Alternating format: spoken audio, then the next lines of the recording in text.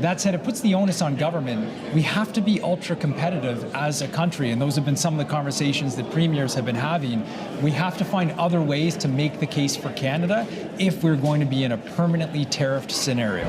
Canadians have found a new thing to be proud of amidst this Canada strong and free, sovereignty, elbows to the sky, baby moment that we have been having. And all I can say is, yikes. On that note, though, something many of us were once called radicals and liars over has turned out to be completely true. It's actually something I have been fact-checked over a number of times on social media.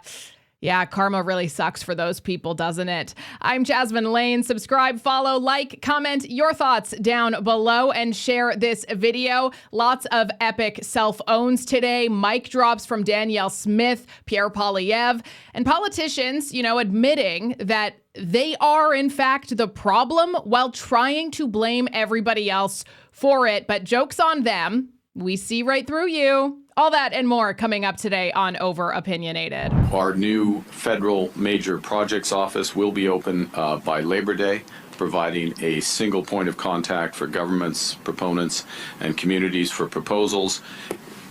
With that is this shift in attitude of the federal government towards major new projects from why to how.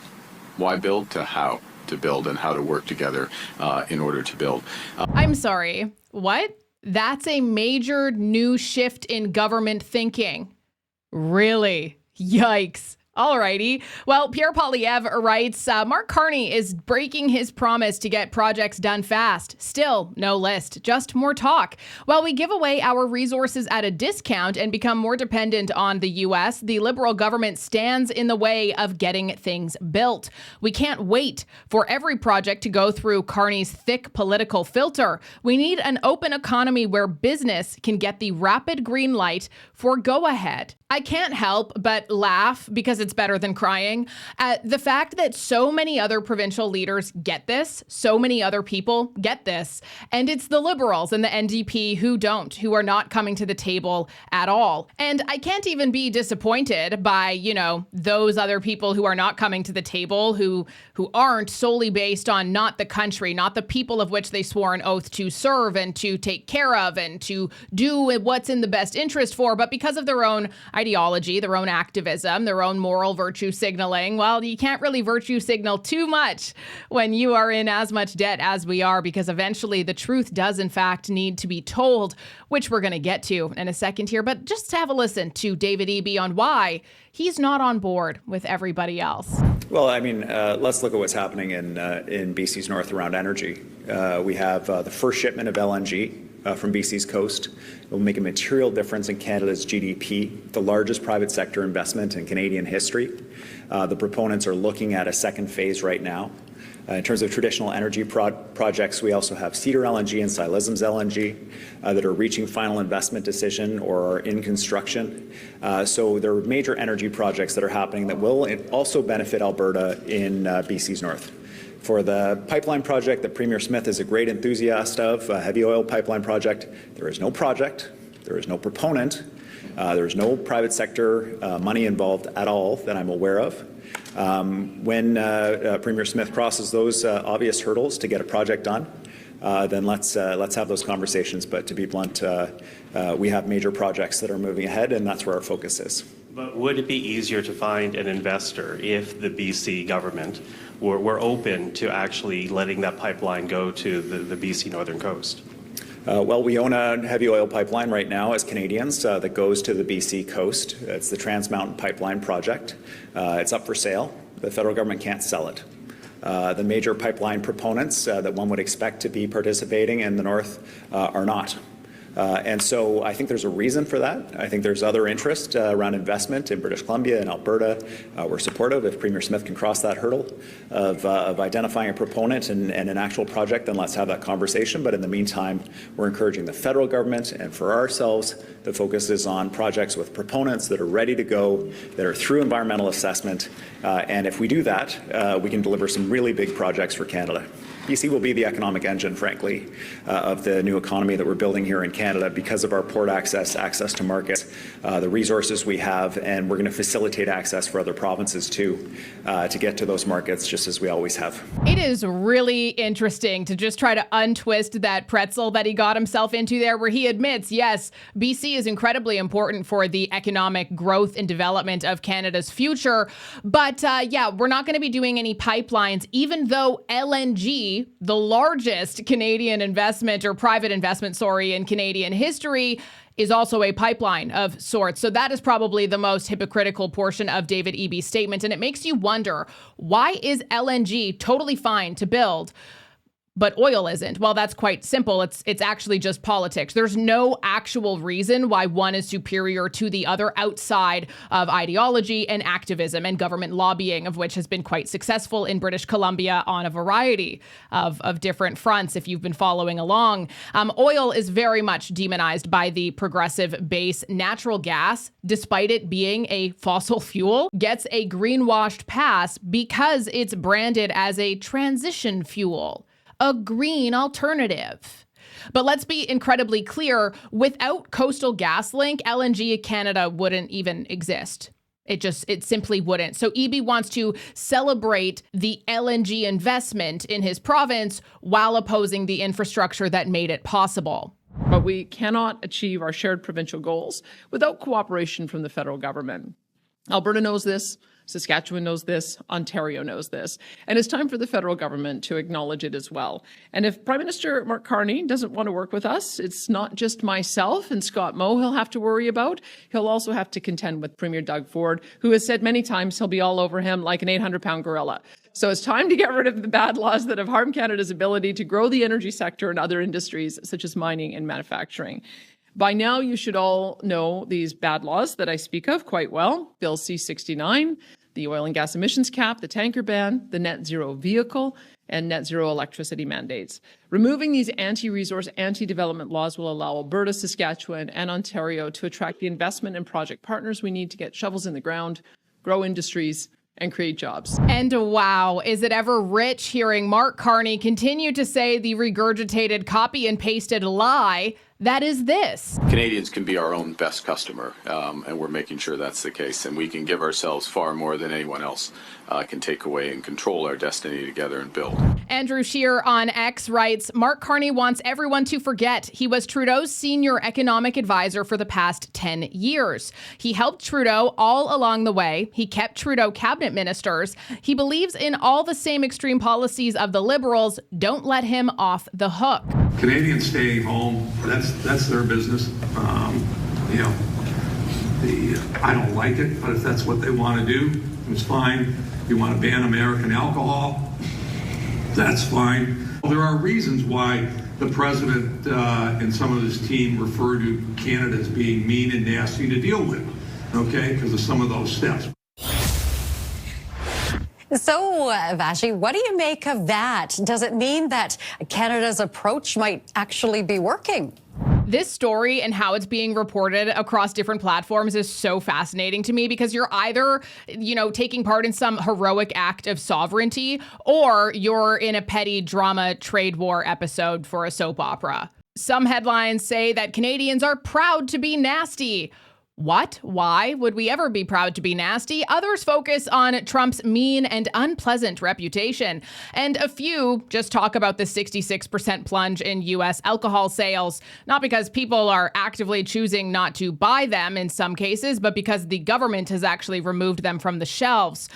This is why I use ground news, because I'm tired of the emotional spin pretending to be journalism in this country. The left frames it as patriotic clapback against Trump's tariffs. The right zeroes in on the nasty insult itself, ignoring the boycott's impact. And the center is just running the numbers, travel down, booze sales down, all that stuff. Everybody's kind of mad. But here's the real problem. If you're only reading from one side, you're missing an entire other side of the story. And Ground News lets you see every single angle, left, right, center, and compare it to how differently they cover the exact same event and set of information. Plus, their blind spot feature shows you the stories your bubble isn't even seeing, because sometimes it's not about what they say, it's about what they don't want you to hear. If you want the truth without the drama, go to ground.news/Jasmine to get 40% off their Vantage plan, or you can scan the QR code on screen. That's ground.news/Jasmine for 40% off their Vantage plan, and the link is in the description of this video. Because sometimes being nasty just means being informed. I'm not sure. Again, I would say a couple of things, my observations upon listening to that audio. And I'd point out a few months ago, we interviewed him, the ambassador, on Power Play. And right after the interview, he actually made very similar points to me. It was a major irritant for the Trump administration that some Canadian provinces, at first most, and then ended up being some of them, banned American alcohol. It's something that I think we thought was justified, and understandably so, given the targeting of Canada by Donald Trump. And we thought it would get headlines in the United States, and ultimately that's what it did. However, it was taken very poorly by the Trump administration. That's the point the ambassador made a few months ago and then yesterday. And I understand Canadians' impulse to kind of dismiss that and say, well, you're kind of asking for it. Look what you've done to, your friends and allies in Canada, the way in which he spoke about us, or that he referenced us as the 51st state.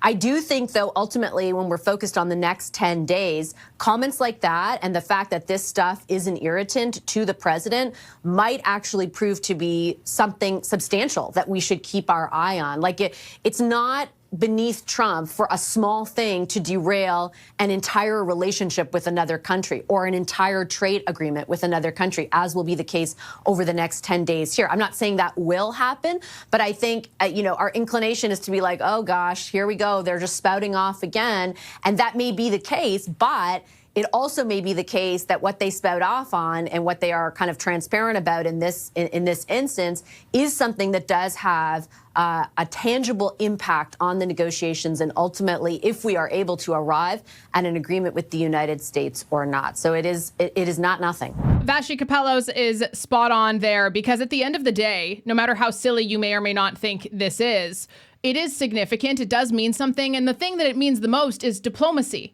Diplomacy.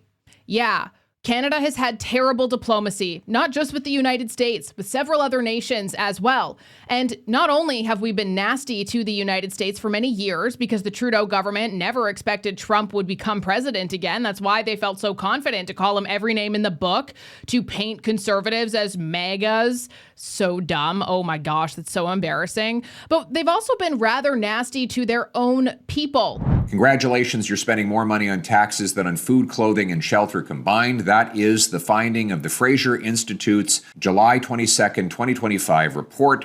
And let's say wishful thinking that Mark Carney ends up getting just a flow of all these new national building projects. I don't know why. I just have this sneaking suspicion that even if they push some of those projects ahead and, they limit it to 2 years approval rate, yeah, we're still unbelievably screwed for 2 years. He would demonstrate his great support if he would repeal or substantially revise the 9 bad laws that are impacting our investment climate. He hasn't done that yet, but as I've said, we're giving him some time to get into the role.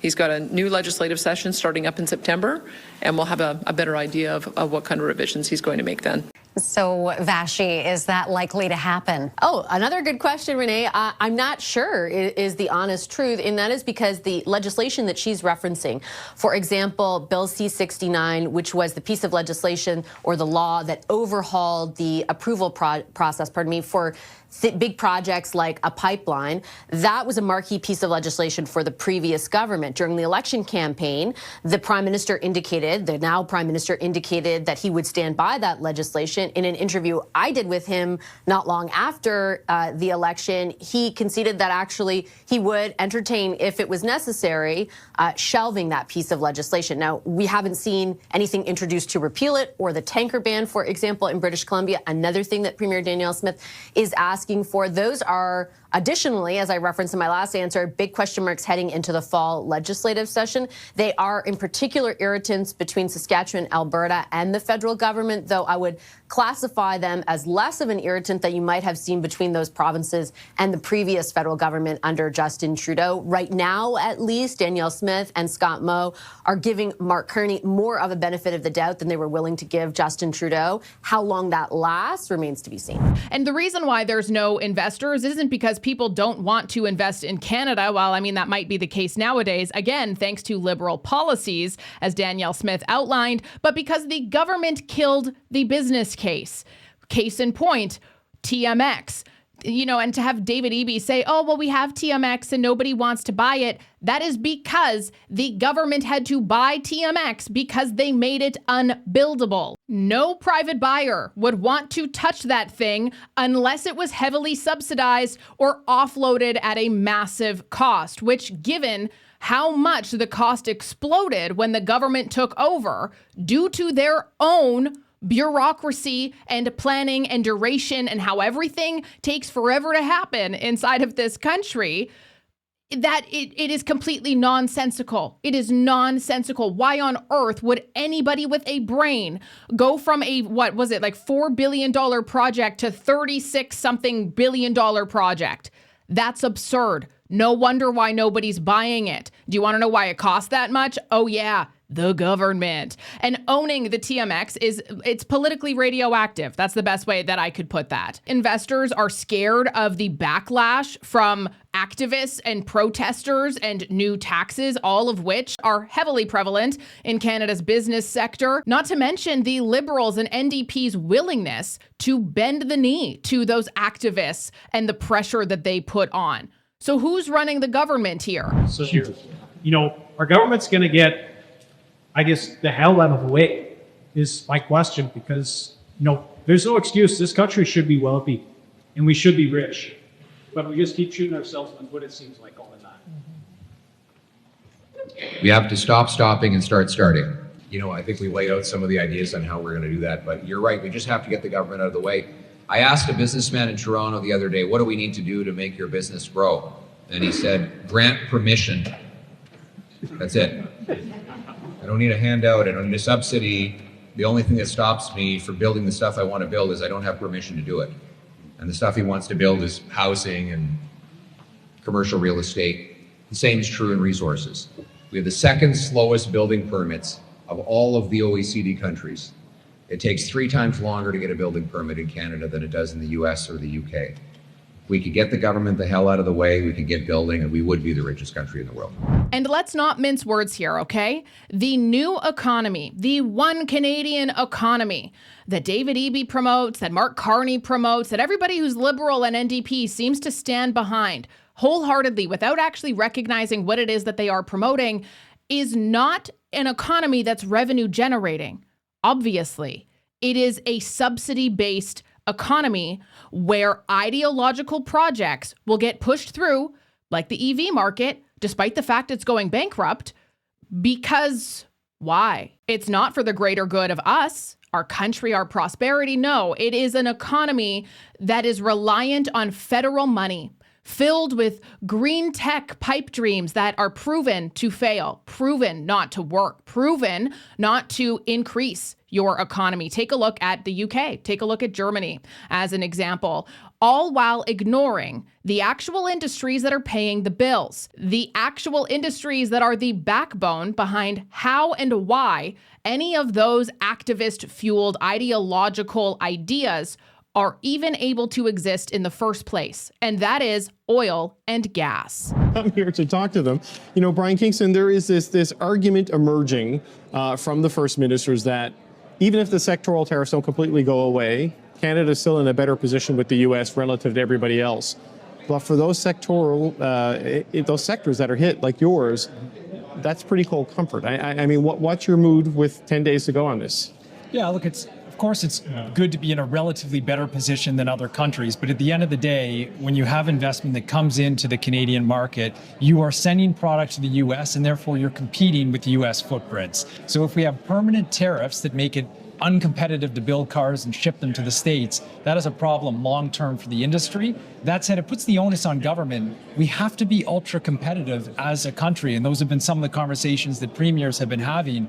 We have to find other ways to make the case for Canada if we're going to be in a permanently tariffed scenario. Brian Kingston, your point that it's up to government to help find a way to make things competitive. Like we saw General Motors recently announce $4 billion to invest in expansion in the U.S., partly because of the tariffs, right? So this speaks to the challenge that exists there.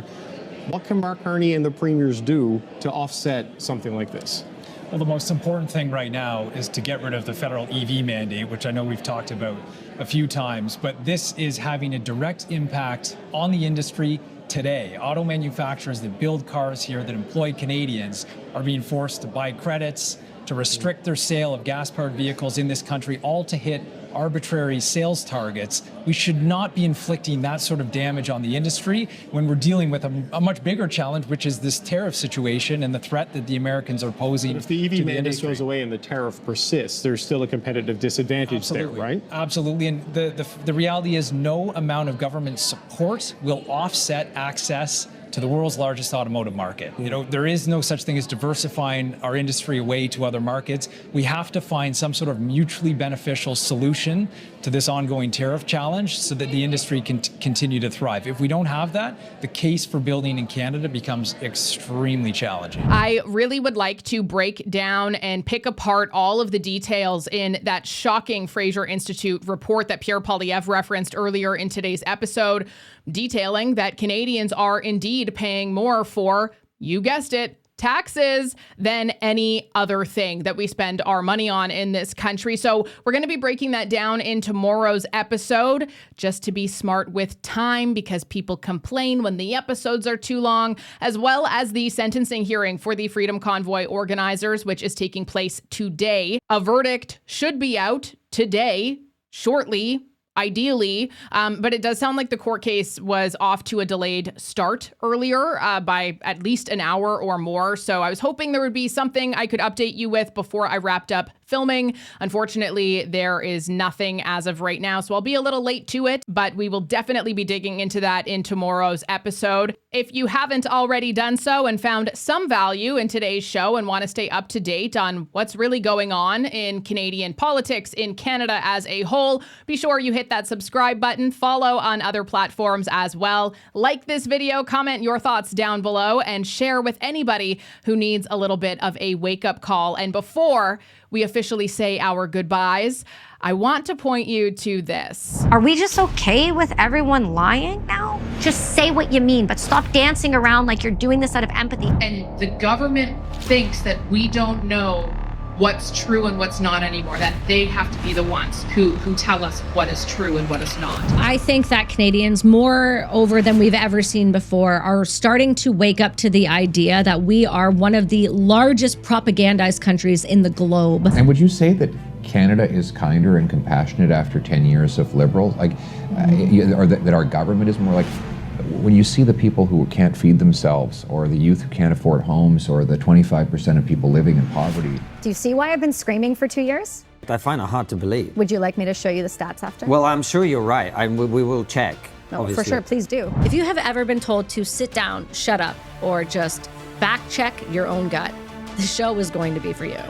We're banned in Canada. I'm banned too. I feel like I'm in welcome company here. And to talk about all of the little things that they're trying to distract you away from seeing. The part that actually matters, the part that is fact-checked, the truth, the honest opinion, and not just from lived experience, but because we have two eyes and can read. Karma sucks when you're that person. Or it's kind of good. Or it's kind of fantastic, but I'm trying to be kind. You've got to kick out your parasites and leeches, which are the politicians, the corrupt politicians, the mainstream news, the mainstream media. That's public enemy number one. It just was so obvious to me that like somebody really needed to say something. And I decided that was going to be me. Make sure you guys go and follow, subscribe, and share exclusively on Rumble.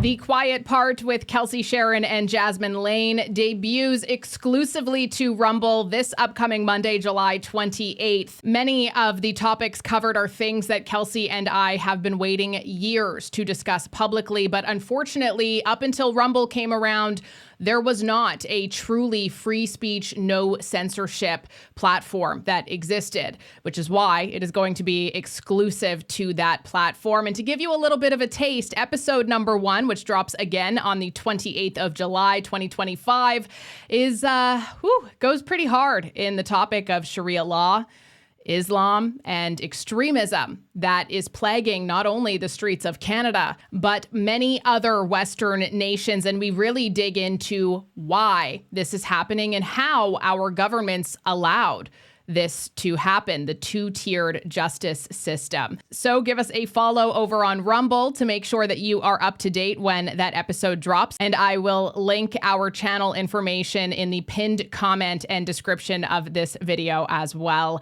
That is it for me today, and I will be back with you tomorrow.